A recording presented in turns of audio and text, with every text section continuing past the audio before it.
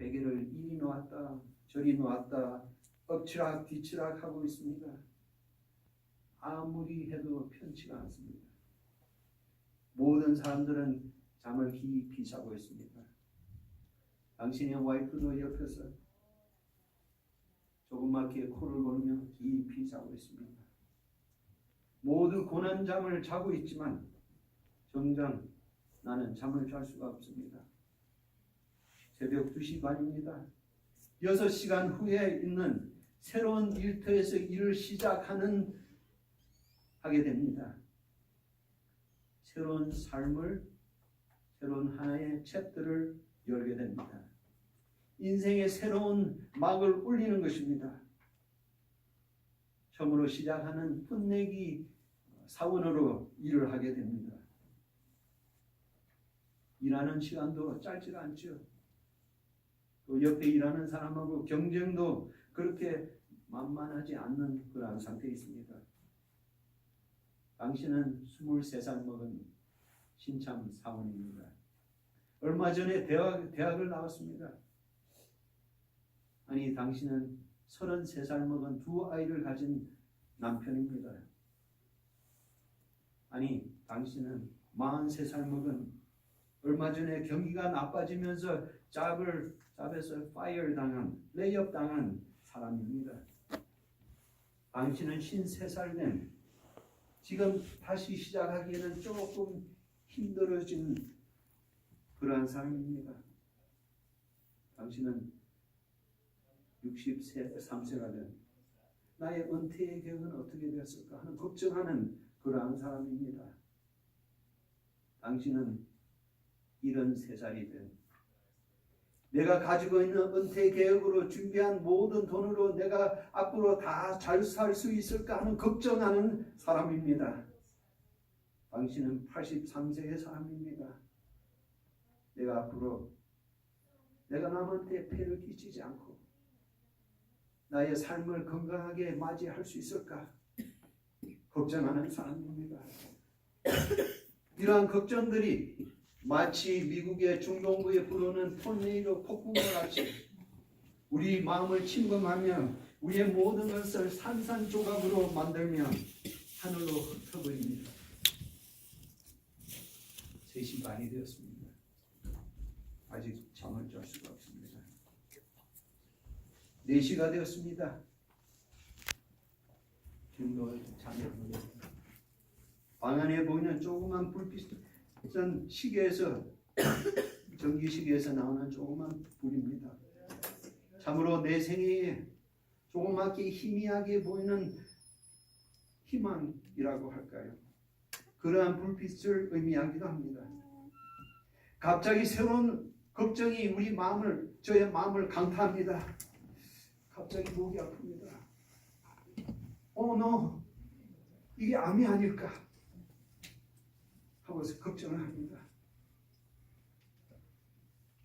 이런 걱정을 하다 보니까 걱정이 걱정을 낳고 자꾸 알을 갑니다. 우리 할아버지가 알았던 암이 틀림없어. 내가 그 할아버지의 유전자를 받았단 말이야. 내가 가지고 있는 보험으로 충분할까? 만약에 키모테라피를 한다면 인슈런스로 충분히 할 수 있을까? 계속해서 걱정을 낳습니다. 그러다가 내가 암으로 어떻게 된다면 우리 자녀들을 누가 양육하며 어떻게 할 수 있을까? 잠 못 자는 시간이 지나가고 있습니다. 베개를 머리 위에 넣고 내 생애는 완전히 망쳐졌어 하고 고함을 지릅니다. 이 걱정이라는 것이 도대체 무엇입니까? 그것으로 일어나는 우리의 마음의 고심과 정신적, 육체적 힘든 것은 또 무엇입니까? 모든 걱정과 또 어쩔 줄 모르는 이 감정들은 도대체 무엇입니까? 간단히 말해서 이 모든 감정들은 바로 우리가 살아있는 사람이라고 우리에게 말해주는 것입니다. 우리가 살아있기 때문에 이러한 걱정, 근심이 자연적으로 우리에게 찾아오는 것입니다. 우리는 바보가 아닙니다. 감정적으로 미숙한 상태에 있기 때문에 이런 걱정이 우리를 침노하는 것이 아닙니다. 이 걱정 근심을 한다고 해서 우리가 철이 들지 않았다는 것도 아닙니다. 우리 부모님의 자녀 교육의 문제 때문도 아닙니다. 우리가 걱정 근심하기 때문에 믿음에 굳게 섰던 우리 부모님을 저버리는 것도 아닙니다. 또 그리고 또 하나 중요한 것은 우리가 걱정 근심을 한다고 해서 진정한 그리스도인이 아니라는 것도 아닙니다. 그리스도인들도 걱정과 근심과 매일 싸우고 있습니다. 예수님도 그러셨습니다. 겟세마네 동산에서 그 저녁 이 잔을 내게서 돌리소서 하면서 열렬하게 기도하셨습니다. 얼마나 열렬하고 고심하셨는지 머리에 있는 소동맥이 터지면서 너무 그 동맥에 프레셔리 가면서 터졌습니다. 그래서 핏방울이 땀과 같이 흐르기 시작했습니다. 여러분도 너무 걱정하셔서 스트레스로 피가 나는 그러한 피땀을 흘리는 그런 경험을 해보셨습니까? 예수도 걱정 근심과 싸우셨습니다. 그도 두려움을 당하며 그 두려움과 싸웠습니다. 그 두려움을 하나님께 완전히 자기 자신을 항복하여 내어놓는 경험을 함으로써 이기는 것을 우리가 볼 수 있습니다. 그에 가지고 있는 사명이 걱정 근심 때문에 못하는 그러한 상태가 되지 않았지요. 그는 걱정 근심을 이기고 그의 사명을 완수하신 것입니다. 이같이 우리도 예수의 경험과 같이 하나님을 믿고 나아감으로 할 수 있는 것입니다. 걱정과 근심이라는 것은 인생의 삶 속에서 같이 끼어서 오는 것이지만 그것이 어떻게 우리의 생애를 주장합니까? 하나님께서 원하시는 삶은 걱정 근심으로 우리가 찌눌려서 사는 것이 아닙니다. 그의 뜻은 우리 모두가 걱정 근심을 가지고 있지만 그 속에서 어쩔 줄 모르고 불안해서 사는 것이 아니고 어려움과 환난이 닥칠지라도 그 속에서 우리가 평안함을 느낄 수 있는 그러한 삶을 하나님께서는 원하시는 것입니다. 당황함이 아닙니다. 마음의 평안함입니다.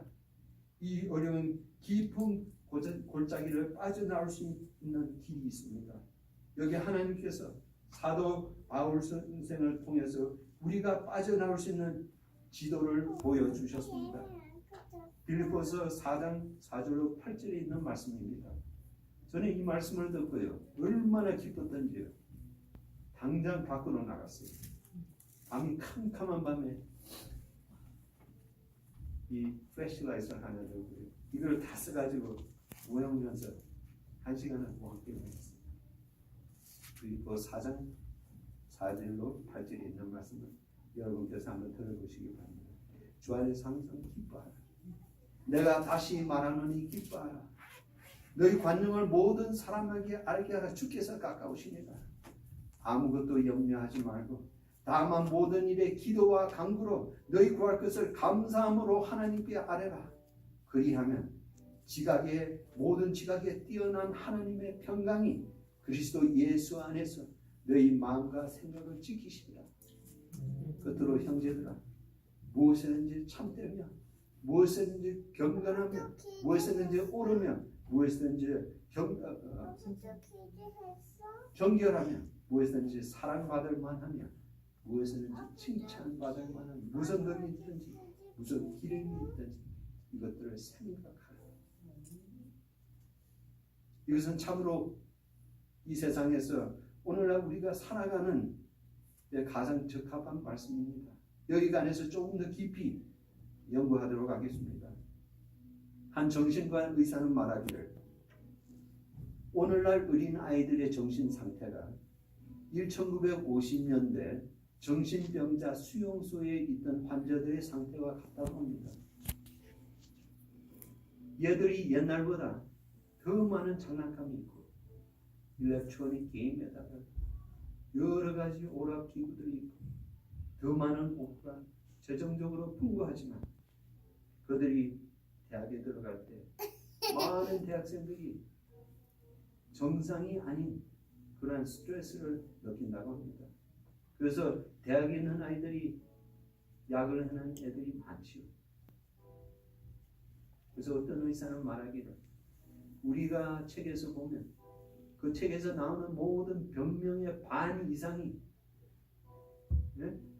걱정 근심에서 유래되는 병이라고 합니다. 시편 기자는 이렇게 말합니다. 걱정하는 것이 우리 몸에 해가 된다고 말씀하셨습니다. 걱정이 우리 목, 허리, 위, 머리 등을 아프게 합니다. 근심과 걱정이 우리를 정신적으로 비비 꼬인 꽈배기처럼 스트레스를 줍니다. 우리 눈이 충혈되고 또 혈압도 올라가게 됩니다. 머리를 아프게 하고 어떨 때는 손에 진땀이 나고 손이 떨리게 합니다. 걱정 근심은 어떻게 재미있는 놀이입니까? 아니죠. 제가 여기에 빌립보 4장 4절에 있는 말씀을 읽겠습니다. 빌립보 4장 4절에서 8절에 보면요, 제일 가운데 있는 말에서 사도 바울이 이렇게 말씀하십니다. 아무것도 염려하지 말고 라고 말씀하십니다. 사도 바울은 여기서 혹 가다가 한 번씩 염려하지 말라고 하지 않으셨습니까? 우리가 살아가면서 진짜 아무것도 염려하지 않고 살아갈 수 있을까요? 여기 사도 바울이 쓰는 원래 단어는 현재 진행형이라고 합니다. 이것을 다시 번역해 보면요, 계속 진행되는 염려를 하지 말라는 것입니다. 순간적으로 우리에게 염려와 걱정이 올 수는 있지만 계속 우리 마음가운데 염려를 가지고 하는 그러한 염려를 하지 말라는 것입니다. 걱정과 근심이 우리 삶 속에 자연적으로 나타나죠. 그러나 그것이 우리의 생애를 주관하도록 하지는 말아야 되겠습니다.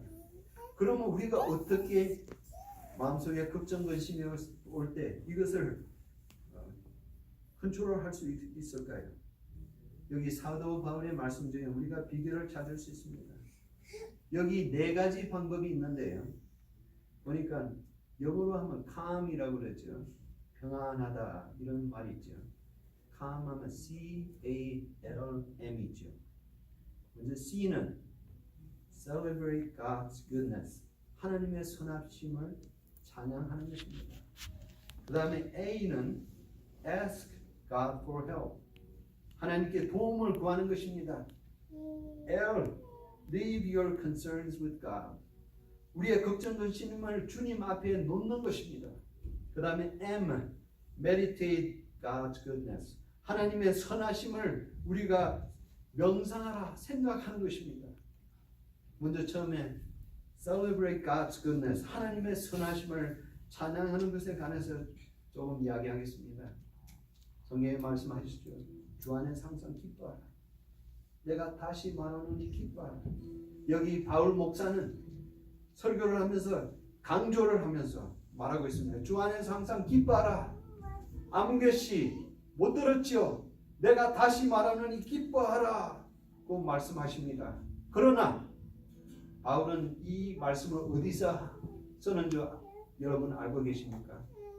로마의 지하 동굴에서, 지하 감옥에서 기뻐할 수 없는 그러한 장소에서 바울은 이 말씀을 쓰십니다. 주 안에서 항상 기뻐하라. 내가 다시 말하노니 기뻐하라. 그렇게 말하는 바울의 주머니에는 돈도 한 푼 없는 처량한 신세입니다. 지금 당장이라도 사형 집행관이 문을 열고 들어와서 바울을 잡아가서 죽일 수도 있는 그러한 상태에 있는 것입니다. 주 안에서 항상 기뻐하라. 로마의 네로의 법정에서 그리스도인들을 핍박하는 아주 절박한 상황에서 이 말씀을 하시는 것입니다. 바울이 여기서 말하는 것은 우리에게 절망적인 것들만 보지 말라는 것입니다. 우리가 절망적인 것을 계속 보고 그것에 관해서 자꾸 더 생각하고 하면 그것이 더 알을 까고 해서 더 크게 되는 것입니다. 그래서 바울 선생은 이러한 일이 있을 때 절망에서 시선을 보지 않고 주 안에서 항상 기뻐하는 마음을 가지라는 것입니다. 우리에게 걱정과 근심이 막 닥쳐올 때 밑에 있는 걱정과 근심을 이렇게 밑에만 보지 말고 눈을 들어 하늘을 쳐다보고 주 안에서 기뻐하는 것입니다. 시편 121편 1절 2절에 보니까 내가 산을 향하여 눈을 들리라. 나의 도움이 어디서 올꼬? 나의 도움은 천지를 지신 여호와께로다. 여기에 보면 나의 눈을 들리라 했습니다. 행동으로 옮긴다는 것입니다. 내가 눈을 들겠다는 것입니다. 사도 베드로도 이렇게 말합니다. 조그마한 고기잡이 배에서 큰 풍랑을 만나서 이 배가 뒤집을 것 같이 할 때 베드로는 그 배에 있기를 원하지 않았습니다. 예수님께서 저기서 걸어오실 때 베드로는 마태복음 14장 28절에서 30절에 이렇게 말합니다. 베드로가 대답하여 이르되 주여 만일 주님이시거든 나를 명하사 물 위로 오게 오라 하소서 하니 오라 하시니 베드로가 배에서 내려 물 위로 걸어서 예수께로 가되 바람을 보고 무서워 빠져가는지라 소리질러 이르되 주여 나를 구원하소서 하니 베드로의 눈이 예수님의 눈과 초점을 맞추었을 때 그는 이적을 행할 수 있었습니다. 그러나 그의 눈이 바람과 파도에 집중되었을 때 그는 바다에 빠져들어가기 시작하였습니다. 여러분, 우리의 삶이 마치 바다에 빠져가는 느낌이 있으시다면 저는 그때 그런 경험을 했습니다. 아무것도 하기 싫고 내가 믿는 것이 바른 것인가 이런 생각까지 나면서 깊은 수렁에 빠져가는 그런 느낌이 있었습니다. 바로 그때 여기 말하는 우리의 눈을 떠서 위로 보라고 말씀하십니다. 눈을 예수님의 얼굴에 초점을 맞추라고 합니다. 주 안에서 기뻐하시기 바랍니다. 하나님이 우리 문제보다 더 크신 분이십니까? 예수님의 권세에 기뻐하시기 바랍니다. 하나님께서 이러한 문제들을 못 보셨습니까? 하나님께서는 우리가 생각지도 못한 놀라운 해결책들을 가지고 계십니다. 우리 지난 생에 우리 어렸을 때 우리가 할 때 순간적으로 우리 어려운 길이 있을 때마다 하나님께서 우리에게 도움을 주시지 않으셨습니까? 하나님께서는 강하신 능력 있으신 분이십니까? 오늘도 하늘 보좌에 앉아 계십니까? 이런 것들을 생각하면 우리 마음을 하늘로 향하는 것입니다. 그리하여 우리 마음이 하늘로 향할 때 우리는 주님 안에서 기뻐할 수 있는 것입니다. 기뻐하는 것이 억지로 되는 것이 아니죠. 우리가 하나님을 보고 예수님의 좋으심을 볼 때 우리 마음속에 기쁨이 저절로 생기는 것입니다. 우리의 문제들과 걱정 근심에서 벗어나 우리 문제를 진실로 해결해 주시는 분을 우리가 바라볼 때 우리는 주 안에서 기뻐하게 되는 것입니다. 네. 어떤 사람이 자기가 어렸을 때 경험을 말합니다. 이 사람이 아마 한 8살, 7살 됐을 텐데요. 자기 아버지가 밤마다 돌아다니면서 모든 집 문을 이렇게 착각을 한대요. 그리고 소리가 나게 절커덕 하고 이렇게 잠근대요. 그리고는 다 잠그고 난 다음에 밑에 내려가서 큰 소리로 온 동네가 다 들을 수 있게 Everything is locked up. You can go to sleep now. It's safe. 그런데 모든 문을 잠궜다. 이제는 잠을 자거라. 이제는 safe하다. 안전하다. 어린 마음에 아버지가 그 말할 때 마음에 아주 평안함과 안정감을 느끼고 잠을 잘 수 있었다고 합니다. 하늘 아버지께서도 우리에게 이런 말씀을 하십니다. 내가 이 세상을 주관한다. 내가 들어가고 나오는 모든 문들을 체크했다. 내가 들어가고 나가는 것을 내가 모두 주관한단다. 지금 평안히 잘 수 있다. 쉴 수 있다고 우리 하나님께서 말씀하십니다. 주 안에서 기뻐하라는 뜻이 바로 이것입니다. 위대하신 하나님, 좋으신 아버지가 있으시기 때문에 우리는 기뻐할 수 있는 것입니다. 그 다음 사도 바울은 ask for God's help, 하나님의 도움을 구하라고 했습니다. 도움을 구할 때 감사함으로 하나님께 아뢰라고 그랬죠. 우리의 마음의 평상심을 유지하며 우리의 구할 것을 하나님께 아뢰라고 하십니다. 하나님께서는 시편 50편 15절에 이렇게 말씀하십니다. 환난 날에 나를 부르라. 내가 너를 건지리니 내가 너를 영화롭게 하리로다. 또 마태복음 7장 7절에 이렇게 말씀하십니다. 구하라 주실 것이요 찾으라 찾을 것이요 문을 두드리라 열릴 것이라고 하셨습니다.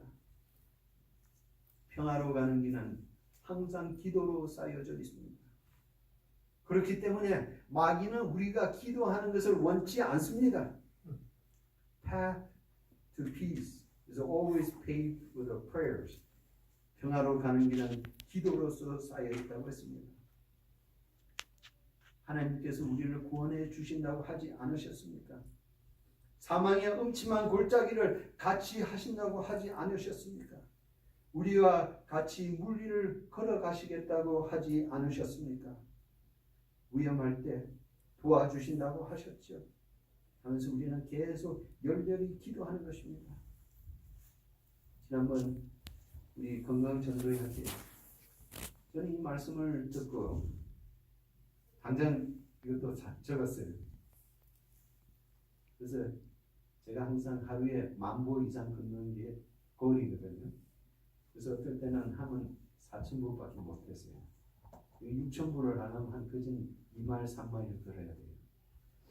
나가서 그러면서 하나님의 5가지 약속. 네? 두려워하지 말라. 내가 너와 함께 함이니라. 놀라지 말라. 나는 내 하나님이 됨이니라. 내가 너를 경고히 하리라. 참으로 너를 도와주리라. 참으로 나의 의의 오른손으로 너를 붙들리라. 하면서 가면서 고함을 지르면서 했죠.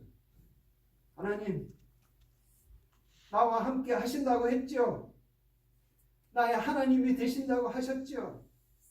나를 경고히 해주신다고 하셨죠. 나를 도움을 주신다고 하셨죠. 의의 오른손으로, 주님의 의의 오른손으로 나를 붙들리라고 하셨죠. 주님의 약속을 여기에 클레임합니다. 그렇게 하니까 조금 마음의 변화가 있는 것 같아요. 그 다음에 CALM이죠. L은 Leave your concerns with God. 우리의 걱정과 근심을 하나님 앞에 내어놓는 것입니다. 하나님께 부탁하고 그 다음 우리의 문제를 하나님 앞에 놓고 나오는 것입니다. 여러분, 우리 중에 전기기구나 컴퓨터가 고장이 나서 고치는 것에 가져가신 분들 계시죠? 아니면 차가 고장이 나서 차를 고치러 맡기러 가 보셨죠? 고치는 것에 물건을 맡기러 갈 때 우리는 꼭 슬리핑백을 가져가죠. 그래서 고치는 것을 맡겨놓고 슬리핑백을 거기 딱 그거는 자 그거를 고쳐주세요. 그 고칠 때까지 내가 여기 누워있게 했어요. 만일 내가 필요하면 와서 말해주세요. 그러면 내가 와서 혹시 도울지 어떻게 알겠습니까? 우리가 그럽니까? 우리가 컴퓨터를 고치러 가서 슬리핑백을 옆에 해놓고 고칠 때까지 나는 여기 기다리고 있겠습니다. 그럽니까? 아니죠.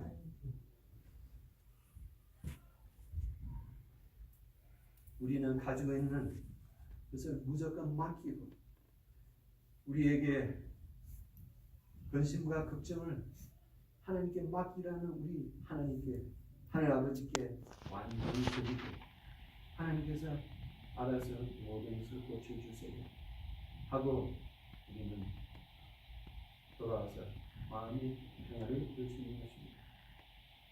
여기 보면 우리 원하는 것을 하나님께 구하라고 했습니다.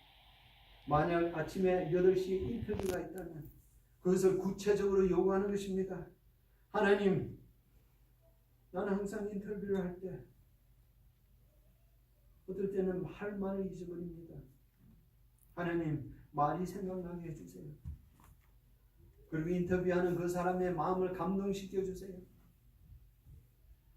여기 보면요, 주기도문에 보니까 어떤 말씀이 있습니까?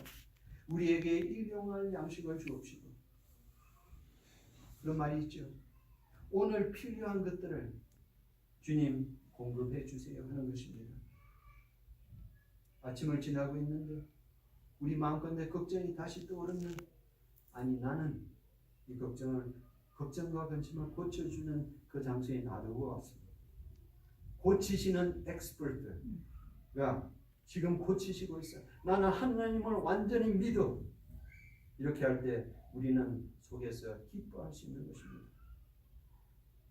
나는 하나님께 모든 것을 부탁드리고 완전히 맡기고 왔어. 그렇기 때문에 나는 무엇을 기뻐할 수 있는 것이야 하고 우리는 말할 수 있는 것입니다. 그래서 우리는 이 걱정 근심에 지체하지 않고 우리를 항상 도와주시는 신실하신 하나님을 믿고 그 안에서 우리는 기뻐할 수 있는 것입니다. 이렇게 우리의 생애가 되어갈 때 우리는 다른 사람들, 우리 옆에 있는 사람들에게 좋은 영향력을 끼칠 수 있는 좋은 사람들, 옆에 놔두고 싶은 그러한 영향력이 있는 사람이 될 수 있는 것입니다. 여기 빌립보서 4장 6절에 이렇게 말씀하십니다. 아무것도 염려하지 말고 다만 모든 일에 기도와 간구로 너희 구할 것을 감사함으로 하나님께 아뢰라. 여기 감사함으로 하라고 했습니다. 걱정과 근심은 감사하는 마음에 같이 있을 수가 없습니다. 여러분 한번 시험해 보시기 바랍니다.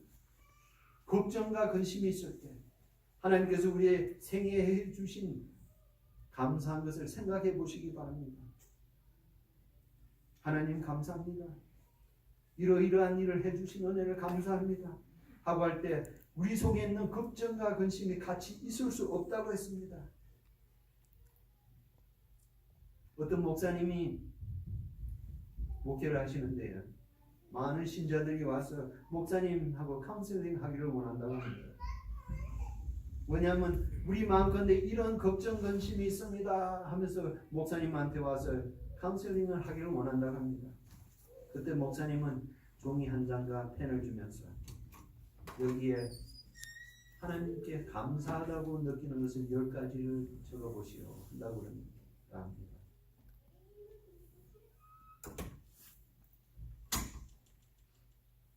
그 어떤 사람은 너무 걱정만 했기 때문에 감사함을 완전히 잃은 사람도 있다고 합니다.